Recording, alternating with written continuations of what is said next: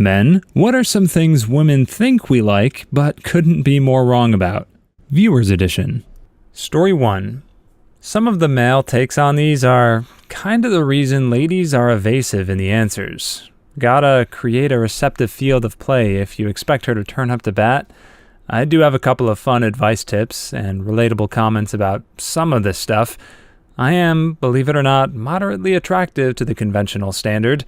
This does not help whatsoever, don't worry, because it turns out girls are actually super shy about revealing any interest in me until they are often with another partner. So trust me, it's not a flex. Anyway, I'm HF autistic, high-functioning autistic, with a bipolar disorder partner. I can't stress enough the value of sitting down during a calm moment and literally stating some important facts and mean them. Such as, direct example used, I freaking hate loud concerts. But do I stop her from going? Nope. Do I say her buying band merch is a waste of her hard-earned money? Nope. Does she sit at home upset because I didn't let her go to the concert? Nope. Does she say my alone time just passed out on the bed from exhaustion is proof that I don't love her? Nope. The initiator thing is pretty spot on. I've never initiated once. I'm autistic. I'm very content being on my own and cruising around my house with my 2 fur children and younger brother studying in his room. I know intimacy is lovely. I'm not trying to act edgy, but I guess I'm lucky enough in that regard. Best intimacy tip, because that's what most people are keen on. Both sides don't believe it. It's because they aren't found in the internet threads. But a girl's phone history with her friends, that is their internet history for these topics most of the time. Anyway, on to the actual tip. No pun, but for real. Just get her off first. Don't believe me? Try it once. Just once. To help the next generation of guys. By all means, other guys and ladies, please let them know that this is on the level and not a trick. A trick is darting your tongue during kissing. And if you got told that, you watch too much American Dad. Anyway, she isn't going to care that you finish in a minute or that you're not Superman under that basic witch tee and slacks if she already got to finish 3 times before you started. Oh, the pressure is off at that point. She'll be haze-addled and ecstatic, and I promise you, your self-confidence issues will be the last thing you consider, because you should be quite focused on getting her across the line in the way she's told you she'd like to run the race. Because asking her during a fun truth or dare relationship game is the easiest way to proxy this, and she's going to know what she likes better than you do. Vice versa is literally just as true. So find out and then do it. Don't get offended if your instinct was wrong. I hear from friends that this is a pretty nasty problem. But look at it like this. You can get upset and leave, or have no intimacy and no partner, or, grow up a little and maybe grin madly that you're getting the literal cheat codes to obliterate your partner's frustration. I'm passing that one on because I started doing that halfway through my dating life. Nothing good, just literally 6 partners, 4 of which were romantic, each lasting about 1 to 2 years, tops. But wow, did it just change the whole vibe and how confident I felt. And hot dang, I used to be unattractive too. Overweight, dumb as mud. I'm all slim and pretty now. But yeah, God, I wish I could go back and tell myself the same stuff in this post. But I guess everyone wishes the same, so, Look good, just try. I'm literally hetero-engaged, but still seen as the gay friend in my group friends. I get told this stuff for free. I have to point out, look at how much effort they put in. Wear nice fitted clothes, button-up shirts, show off in subtle ways, like lifting a heavy bag over your head, all chill and focused on it. Not in a jerk way, show-off of way. No, just don't have her wear the spotlight. She should enjoy a show as well, and be able to sly perv on you, build up the illusion and mental dance a bit, wear a nice cologne, shower for frick's sake, cook a meal, I don't know. When they are attracted to you, they will just find reasons to love what you're doing anyway. I have plenty of female friends happy to come on and confirm this one in particular. The question of a series I'm watching is real. God, is it real? Sorry, hun. If you read this, it's not said out of malice, just amazing levels of frustration sometimes. Also, baby talk. I don't get why guys even want girls to sound like this. It puts them closer to a child than an adult. Like, does one need to point out what's wrong with this? Great video. 100% would watch again at 2 p.m. instead of sleeping and getting ready for a 6:30 start tomorrow. Story 2. It may be that she has ADHD, to be fair. I've got it, and even while I'm really focused on getting to the point, I will add these details because they feel important to me, and if I'm not super focused on making my point, it can take me upwards of an hour to get to it, because as I'm telling the story, another one will pop into my head, and I'll chase that one and tell it, and then get back to the original point. Playing hard to get can be attractive to a point.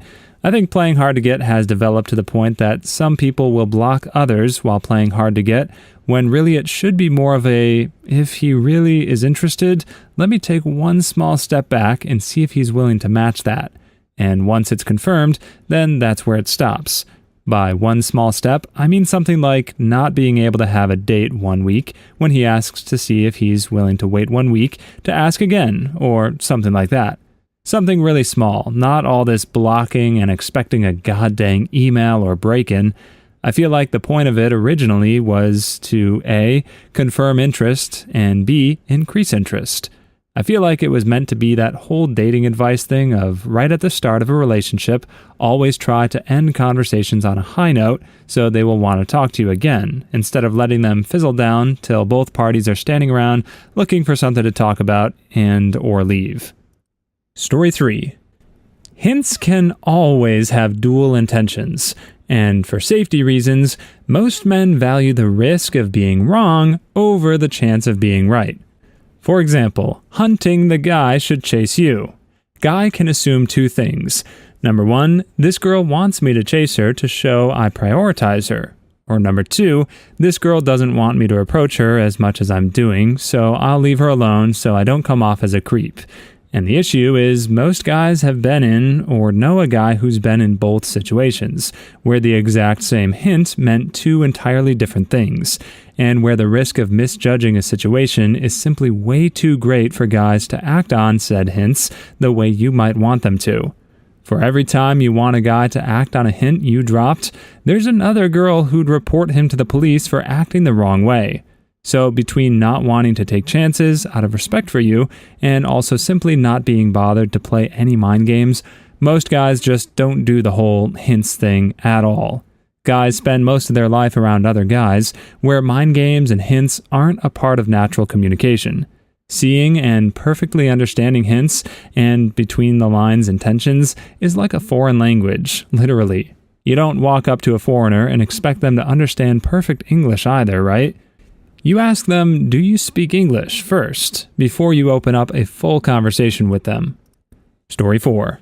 This happened to me in middle school. Used to walk this chick home. I had a thing for every day, and we got along really well. Well, her next-door neighbor boy, who also had a thing for her, started to catch on that we were getting closer and closer. I've got to add this important detail. She didn't technically ride my bus, and neither did he, but we lived a few blocks away from each other, so our bus routes were different. So one day, the boy decides he's going to walk her home. I kid you not, as soon as we were off the bus and walking to the same place, her house, she starts instigating a fight between us, and we were friends. I just thought the whole thing was crazy and started to walk to my house when all of a sudden the other boy smacked me. I just looked at him with an almost expressionless face like, really, dude? Then walked home. He and I were able to squash it. I never held a grudge. I know we do stupid stuff, and females can get the better of you if you let them. Story 5. This is one of those things a good, happy couple laid out clearly. I know exactly what she likes, and write it down because I will not remember, but keeping a log of it means I will, and can look into those things. My girlfriend does the same, and when it's time for surprise gifts, it's always what we wanted. Last Christmas, we had a bunch of people giving surprise looks that she knew exactly what I wanted that holiday, and her gifts made her dad chuckle since I was on point on her 3 main gifts. My ex-girlfriends would always annoy me with their surprise gifts, as they just went with gifts most men like, and seeing a bunch of tools, sports garbage, and one time, expensive alcohol got my most annoyed and angry reactions due to how they did not even try or pay attention. I personally really dislike receiving gifts for this exact reason. I generally don't want any more material possessions, and if I do, then I'll just get them for myself when the desire arises. So when people are obligated to buy a random gift just for the sake of having something to give on an occasion that society has deemed necessary for giving gifts, really to perpetuate consumerism and the commercial business, then I see that as a waste of everybody's time and energy. Yeah, it's the thought that counts, but if the thought was just, oh, I better buy some generic item that doesn't say anything about this particular person's unique character, then I'd rather no one bothers. Story 6. Yeah, if a girl ever tried to be hard to get, yeah, I'm totally unaware if they ever liked me, and I'm completely okay with that. If she didn't seem interested in me, I don't actually care, no matter how attractive she was. It's way more attractive to see someone interested in you. I was usually the chasee in almost all my relationships, but every girl I always gave them my attention, and they me. I just like to be sure before I dated someone. I'm married. I'm a little confused how the girls didn't know I liked them. Maybe just didn't know because most guys will make a move early on if they're attracted to them and vibe well. I usually thought it was obvious when we liked each other, talking all the time, sitting close to each other, lots of flirting, some sort of physical contact. Story 7. Thinking that acting like a toddler is somehow cute and endearing. Examples: stealing your food. This happens because women cannot make long-term plans. They're not hungry until they glimpse food. Then they're suddenly upset that they can't have yours.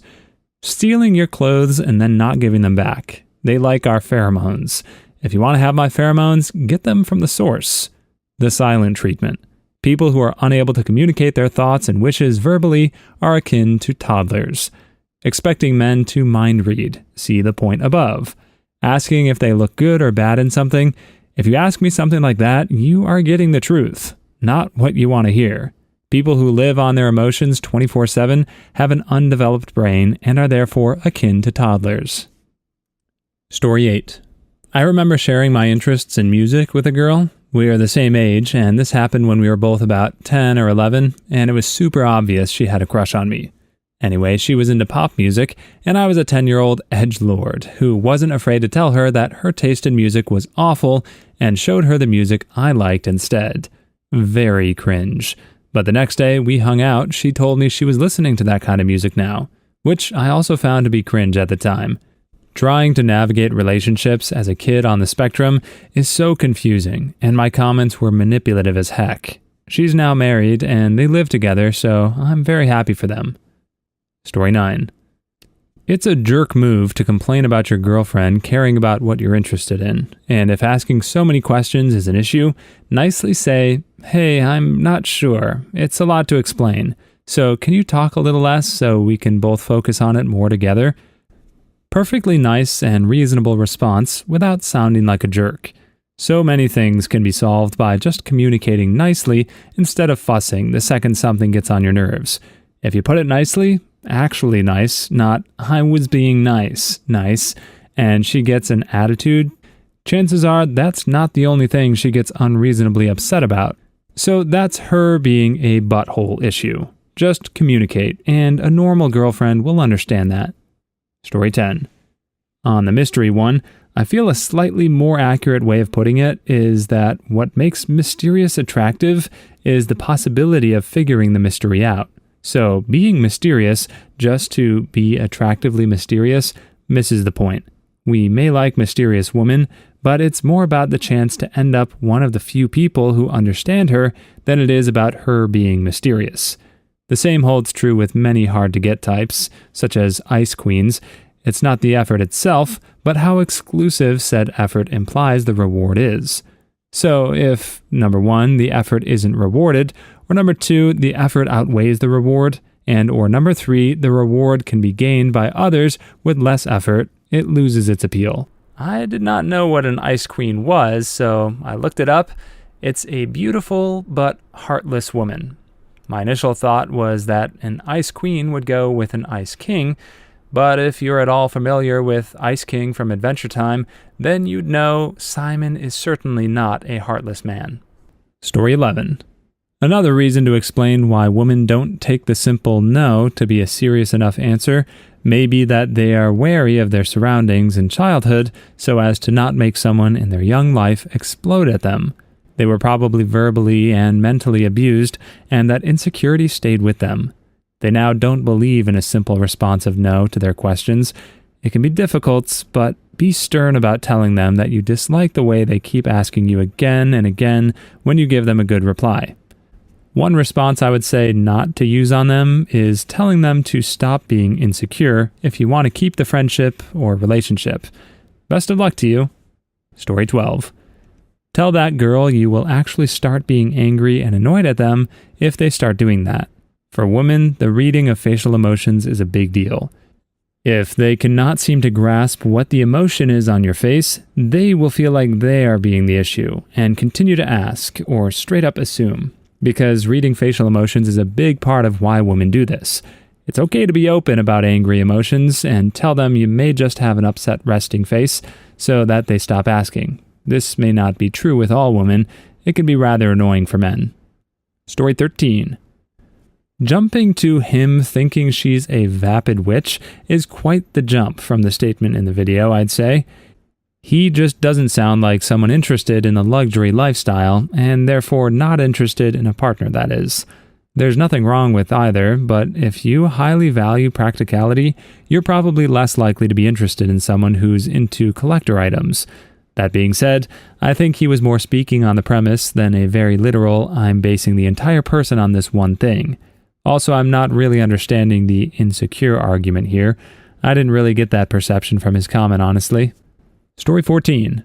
This is aimed particularly at one woman in my life, whom I have years since been friends with, but if it dissuades another, do not lead your male friend on who you know has feelings for you, sit on his lap, and let him feel you up before turning to him and saying, I don't fancy you. A simple, I'm sorry, but I think we should just remain friends, would have spared the poor guy's feelings, Holly. As for men, if the person you have feelings for declines your advances, do not pursue them any further. They made that point very clear when they sat on your lap, let you fondle them, and told you they don't like you. They'll never like you, Gareth. Story 15. The big problem with girls who are just one of the guys is that they tend to also believe they are not like other girls. Yes, she's worked out that she has a rich and nuanced inner life, or even just thoughts, but she hasn't worked out that other girls do too. She's internalized hating women, and she says she's like one of the guys, so that she doesn't have to admit that the negative traits she associates with girls may apply to her too, and that you may love her for all the reasons she hates herself. It's completely toxic, and you want no part in it. If you love women, you won't waste time with a woman who hates them, especially if she teaches a son to hate women, like a lot of toxic boy moms do, and a daughter to hate herself. Run from that woman and do not walk. Story 16. The problem with hints is that they are, by definition, ambiguous and open to interpretation. Men might be willing to demonstrate their interest by proactive behavior, even when given mixed signals, but women will sometimes set men up for a situation that could get them beat up or arrested if they guess wrong. Even if we're sure we understood the hint, that's not a risk worth taking. Story 17. This may be controversial, but I believe that every woman, or really just person in general, who makes a habit of hitting their partner deserves to get hit back at least once. Some of them will never learn unless they get a taste of their own medicine. Of course, it shouldn't be a lethal hit, or anything that could injure her permanently, but definitely enough to knock some sense into her. Story 18. Maybe a little bit of an odd one, but breaking up with us and not telling us why. Like, yes, I'm going to be sad, but if I made any mistakes, I would like to know about them so I can improve myself as a man and not make such mistakes in the future. If you just up and leave, I'll have no clue what I did wrong, and I might repeat that, which only makes me unhappy. So if you ever did love me, tell me why you're breaking up. Please leave your stories in the comments. I'd love to make a video of them in the future. Also, don't forget to like and subscribe.